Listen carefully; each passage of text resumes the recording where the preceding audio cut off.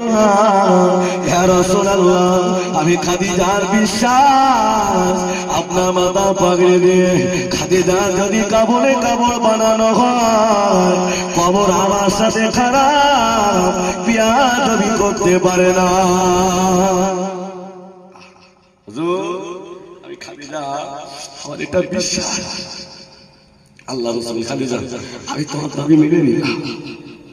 আম্মা জান খাদিজা বললেন, ইয়া রাসূলুল্লাহ গে, ইয়া হাবিবাল্লাহ, পৃথিবীর মানুষেরা কপুর ব্যবহার করে, আপনি যেন আমাকে কপুর লাগাবেন না। আমি আমার ঘরের ভিতরে কপুর রেখে দিয়েছি।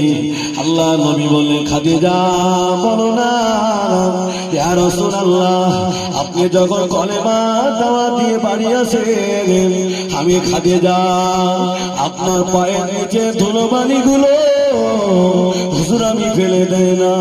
আমি আমার ঘরের ভিতরে মওদু রেখে দিয়েছে। আমি খাদিজা মারা যাব, আমি খাদিজা বিদায় নেব, ওই ধুলোবালি গুলো আমার কবরে একটু লাগিয়ে দেবে। ইয়া রাসূলুল্লাহ গে, ইয়া হাবিবাল্লাহ, আমি খাদিজার জন্য পৃথিবীর কোনো আতর লাগাবেন না। আমি আমার ঘরের ভিতরে আমি আমার আতরটা মজুদ রেখে দিয়েছে। আল্লাহ নবী বললেন, ও আমার বিবি খাদিজা, তোমার ঘরে আতর কোথা থেকে রাখলে? আল্লাহ নবীকে বললেন, ইয়া রাসূলুল্লাহ, ইয়া হাবিবাল্লাহ, হুজুর আপনি যখন কলেমা দাওয়াত দিয়ে আপনি যখন বাড়িতে আসতেন, আমার সামনে বসে থাকতেন, আপনার গায়ে ঘামগুলো হুজুর টপটা করে পড়তো। আমি খাদিজা ওই ঘামগুলো ফেলে দেয় না। আমি ঘরের ভিতরে মওজু দেখেছি।